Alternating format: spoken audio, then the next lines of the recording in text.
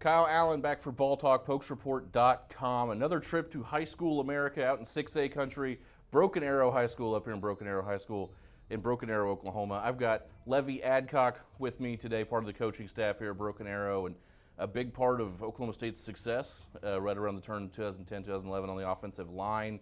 The first offensive lineman we've had on the show, so this will be a fun one for me. Levy, thank you for just taking time. I know you get the team out there getting right in the middle of their workouts, and you get to be up here in the air conditioning. Yeah, there's nothing wrong with that. So, Levy, we talk a lot of different things on this show, and we got into it just a little bit before we started rolling.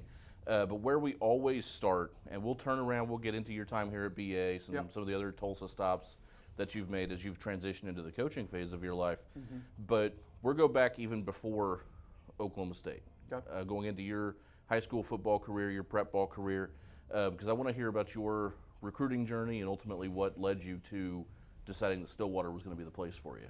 Okay. So in high school, over here at Claremore, Sequoia, about 30 miles northeast of here, played a little small ball, 3A football. We were very successful going into my senior year. I ended up winning the state championship, and that's kind of what started opening up some doors. People want to recruit winners, and so we had a whole roster full of senior winners. I remember schools coming in and out, NSUs, stuff like that coming in and out, and there was an offensive line coach by the name of Donnie Bigby. He was the offensive line coach at Northeastern Oklahoma A&M, NEO, up in Miami. He came in and said he wanted me to come play for him, and also, coincidentally, the grades also pushed me that direction as well. Didn't take care of business in high school. And so I was like, yeah, let's do it. And so spent all summer and all that senior year, spring, and getting ready to go to NEO. He told me to report at a weight because my senior year I was going to hover between about 225 and about 250, somewhere in there, because I played bows, multi-sport, played all three sports, baseball, basketball, and football. So when I reported in the fall of 2007, came in with my weight. Coach Bigby was kind of my first introduction to college football. Hard-nosed guy, demanding, held us all accountable. If one person on the offensive line was not meeting the standard, then he punished everybody. So that was kind of my first introduction into it. I was like, well, this ain't high school football anymore. And so ended up redshirting my first year at NEO. Because I needed to get bigger, faster, stronger, because we didn't really do the off-season stuff in high school because we were a small school. So got after that. My first year, redshirted, like I said earlier. Going into my second year, slotted starter, right guard. And also in that process, Coach Bigby also had me long snapping. I was not any good at it, but more you can do, right, in JUCO. So had a pretty good season that year, worked my tail end off, getting bigger, faster, stronger to where I could be recruitable. So schools are coming in. We actually, what kind of pushed my recruiting forward was we had a couple D linemen that were getting recruited by everybody all over the country. I'm not going to mention their names, but and so colleges come into our spring football practices going at that spring of my freshman year. I was doing pretty well against these guys, and so all of a sudden now everybody, not everybody, but majority of people wanted to talk to me and recruit me and start making that, start developing that relationship. So first ones to the plate was Oklahoma State. As far as from I guess back then it was Power 5, but now it's Power 4. And so Coach Wickline and Coach Meacham, Doug Meacham, they both were on me pretty heavy. Seemed very friendly on the phone at the time. Nicest guys in the world. But they came in and they recruited me pretty good. The way you recruit an offensive line is you don't bug them every day. And Coach Wickline got it. And so he didn't bug me every day. He'd just holler at me when he had a few minutes, and conversations didn't last very long, but that's kind of what I liked. Once Oklahoma State gave me my first offer, then everybody else came in, And again, I'm an offensive lineman, so I took to a little different beat than everybody else. It's not more the merrier with us. Wasn't for me anyway. I can't speak for everybody, but I remember like that there was some kind of loyalty that I felt for them because they were the first ones to kind of take that first step with me. And so I played my sophomore year there at NEO, earned All-American honors in JUCO. And so fast forward a little bit into that sophomore spring, did spring ball with NEO, and then OSU's like, we want you to, Coach Wickline was like, we want you to come in June. I was like, oh, wow, because I thought I had a whole nother semester left in NEO. So they had kind of, that never even crossed my mind. So now I'm like, oh, I got to get my associate's degree in order, because I'm not a qualifier. So in order to get out at that time, you got to have an associate's degree. So I went ahead and kicked it up in hyperdrive, trying to get my classes, my credit hours finished up so I could leave in May. So I reported OSU June of 2009 and hit the ground running there. Again, there was another, kind of like I had in NEO, little welcome to the real world, because at NEO you're talking about 18, 19-year-old kids get to OSU, and now you're talking about 20 to 23-year-old men. So it's kind of like, oh, I got to get going now. So that's kind of my long recruiting journey. There was definitely a lot of, not trial and error, but adversity to overcome. Lots of that. A lot of it was self-inflicted with the grades and stuff like that. But work ethic was always there with me, and just not in the classroom. So just curiously, because a lot of the guys that I've talked to on the show from football, because I cover a lot of different sports, yeah, but a lot of the football guys mention places like NEO, several of them NEO by name. And being around the program as long as I have, I've seen that name come up on rosters a lot. So when you're staying in northeastern Oklahoma, you're obviously going to be familiar with Oklahoma State already, just from being in the state. But you go to NEO, was Oklahoma State already kind of part of the conversation of, hey, if you play here, you could end up at a place like Oklahoma State, or did that just kind of come organically through the coaching staff? That came completely organically. Okay. I had no prior communications with them about it. NEO, main reason I went there, outside of Coach Bigby had developed a relationship with me in recruiting and all that. It's the only JUCO football school in the state, so not a ton to choose from there. So yeah, but no, Oklahoma State came on after I already played there and did that whole deal. So I'm curious, because you get here and you've talked about Coach Wickline already. You've mentioned Coach Meacham, and then Coach Meacham was back this past season on staff, but has been around Oklahoma State for a long time. Yep. Coach Wickline needs no introduction. I mean, the guy's a winner. He's a fantastic offensive line coach. So I'm going to ask you some questions about playing for him, but I'm also going to get into the different offensive coordinators that you had, between Dana Holgorsen, between Todd Monken, these other guys that were there running the offense, because it was a similar looking offense from the crowd. It looked like Monk came in and saw what Dana was doing and said, why change this? This is working. Mm-hmm.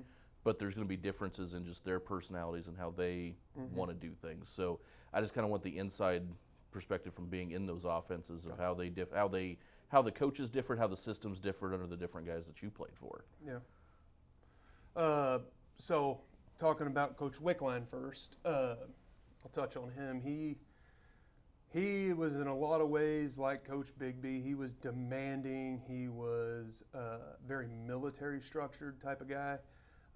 You're going to do it my way only type of guy, which is awesome. I mean, I never looked at that as a bad thing, but if you let it get under your skin, it will. With Coach Wickline, you got to have callous skin. As great as he is, he likes to play the little Jedi mind tricks on you, and we used to laugh about it all the time in there. And he kept it light a lot of times. He was very funny, but he he would not hold any punches on film. He's smash mouth coach, like hard-nosed guy. And it kind of, you talked about the offensive coordinators a minute ago. So in 2009, Coach Gundy called our plays offensively. And so that was kind of Coach Wickline's, that's where he kind of cut his teeth. That's the offense he liked, was the pro style. We're going to get under center, come stop it type of offense. And that's kind of, that's his comfort zone, Coach Wickline's. And then going into my sophomore year, Dana Holgorsen came in, and it was the exact opposite. It was like the Mike Leach system. We're going to widen up our splits on the front.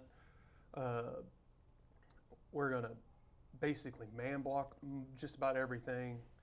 It was just completely polar opposite from a Coach Wickline, what he had always been. I mean, at Florida and all those places where it's just going to line up and we're going to 3 yards in a cloud of dust type of thing.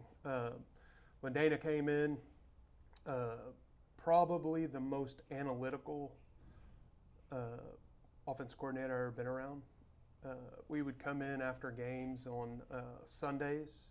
He'd have all these percentages and stuff, and I didn't know what any of it meant, but he was throwing them out there, and it sounded good. I mean, he had every percentage. He'd sit there and go through it with the whole offense.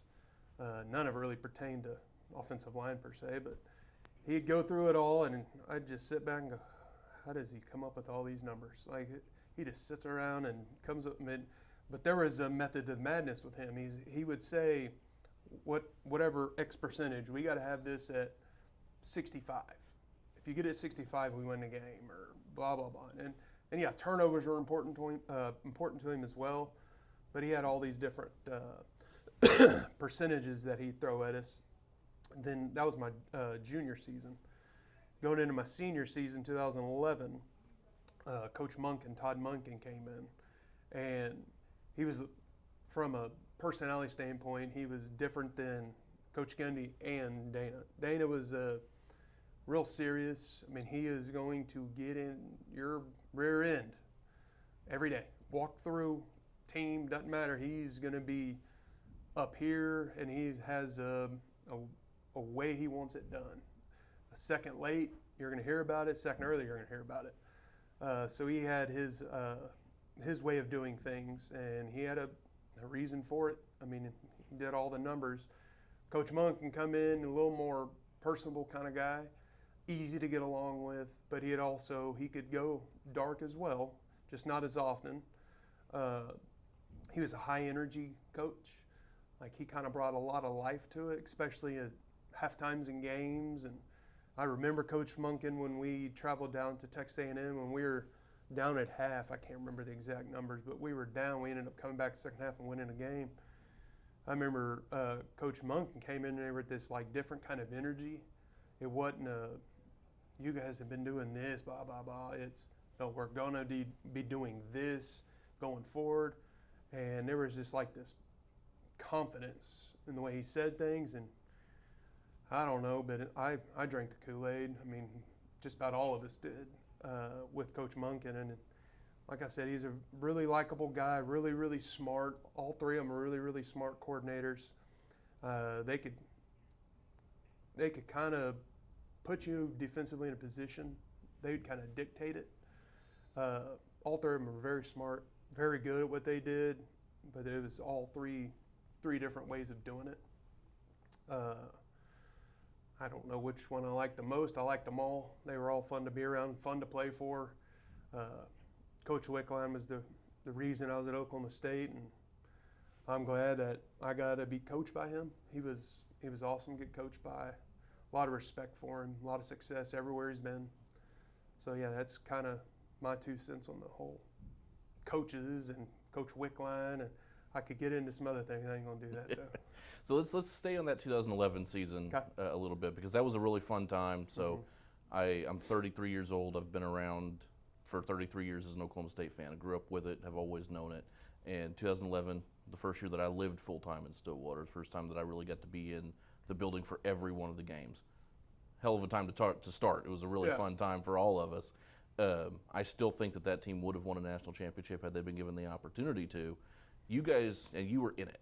So just kind of talk about the dynamic of that team, because, I mean, that team was unlike anything that we'd ever seen in Stillwater, which is how dominant they were, especially on the offensive side of the ball. So just from a daily operation side in the facility, what was that team like? It's pretty broad, but best way I can kind of break it down for you, the camaraderie with that team. You get into some locker rooms and it's overs D all the time and everything they do, but like we were all friends. We all did things together, regardless of position. I mean, in the summer, we were talking about the summer pride going on out here, and the one person that was always in the offensive line group was Justin Blackman. I mean, what receiver wants to work out and run and do all that with the offensive lineman?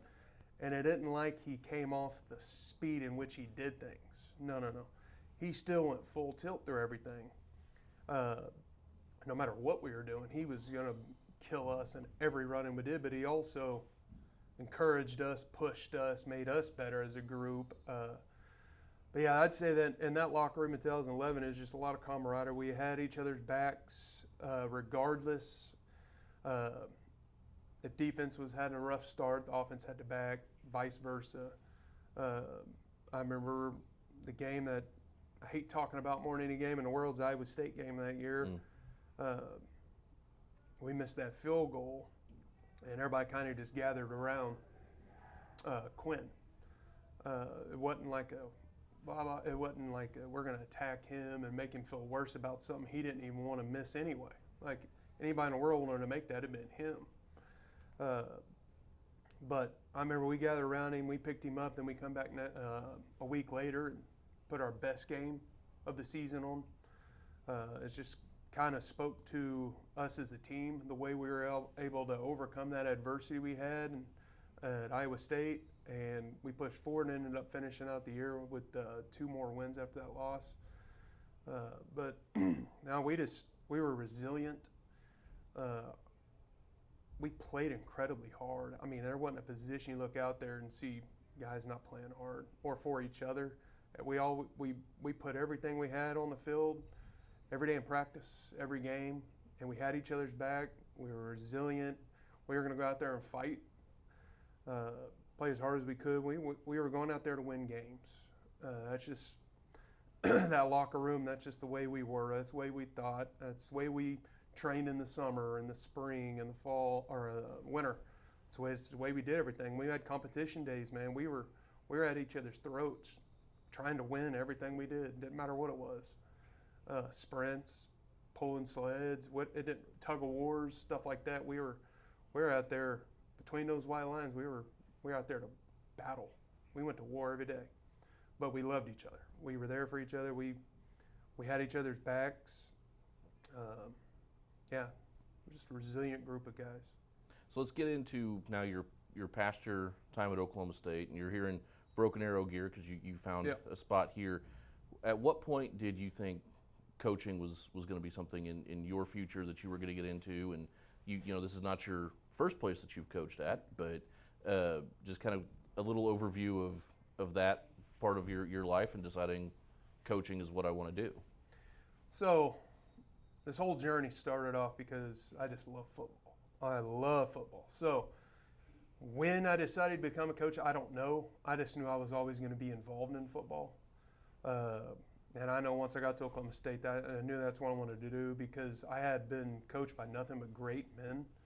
And I'm talking about from high school all the way up, just great dudes that they help. I mean, coaches help raise kids. That's just the way it is. They impact your life. They teach you life skills. They teach you how to overcome things. They never quit. And so once I got to Oklahoma State, I knew that's kind of what I wanted to be doing. And then upon graduation and after I had my stint of playing, I knew immediately that's what I wanted to do was I want to come back and I want to coach. Even while I was playing football, I wanted to coach because I want to go impact lives like mine was. If I didn't have my support group, obviously my mom and dad and all that, but if I didn't have my support group of coaches as well that were there in high school to tell me to go to NEO, who wants to go and work that hard at maybe a possibility of playing. You know what I mean? So I always had that strong support group. Obviously, is led by my mother, but yeah. And when I started coaching in 2017, actually, it's here at Broken Arrow. Coach Alexander was the head coach here. He had called me and asked me if I wanted to, and I was like, yes. I don't care if it's 7th, 8th grade, 9th grade. I don't really care. I just want to get in and coach. And so I ended up getting an offensive line job here coaching 8th graders, and that was an absolute blast. 8th graders just love the game. That's kind of me all the time. I was always like an 8th grader. I love the game, love playing it, love watching it. So I had that 1 year here coaching 8th graders. After that 1 year, went to Owasso for 4 with Coach Blankenship. Coach tight ends and D-line over there. It was great, a lot of fun. Love impacting kids' lives. Still talk to a lot of those kids today because I've developed those relationships. I would say that's always been my strength as a coach, is my relationship with my kids. At Owasso, and I think I left in 22. Yeah, 22. After the school year. So I went to Tulsa Rogers, right over here, and took the head coaching job there. One of my high school coaches was over there. He's the D coordinator, and he had kind of reached out to me about going over there. And I knew that that demographic kid is what I love coaching. They love the game, love it, love it. And so I went over there, had 2 great years, love it, met a lot of kids, still talk to them today. After 2 years there, went to Muskogee with Coach Hill, who's now the head coach here. I went over there for 1 year, was the OCO line coach, and developed relationships over there. I mean, one of my players is at Oklahoma State now, Miguel Chavez. Great kid, love him to death. He'd do anything in the world for you, but got to go over there and impact those kids in a way, and in a different way that I had already been doing it. After a year, Coach Hill gets this job, asked me to come on with him, so I did. Come over here to just be O-line coach. So come over here, been here, going in my 2nd year here on my return. Just continue to do what I've always done, impact kids in a positive way, make sure that they're dreaming, chasing them dreams, don't ever let them, from a kind of a Coach Wickline way, don't ever let them, I never let them get comfortable or complacent. So they're always getting pushed. And letting them chase them dreams, letting them enjoy this game, because high school football is the funnest football you ever play in your whole life. Because it's the one where you play with your best friends that you grew up with. And so we kind of keep that in perspective with these kids, go out there and just have a great time with them. A great group of kids here. But yeah, that's kind of my whole backstory on that. Well, Coach, you make it really easy to be a fan of Broken Arrow Tiger football. Yeah. You'll have another really successful year, I think, coming up. This is a good squad of kids. 6A1 is a really competitive world. Tulsa football just does it different at the high school level as someone who's been around high school football all year. But we look forward to watching you on the field this year with Broken Arrow. And so give Broken Arrow a check out if you're around Oklahoma high school football. Levy, thank you so much for being part of our show today. We'll have this one up soon. So thank you for watching again on pokesreport.com. We'll have this one out to you soon. We'll see you next time.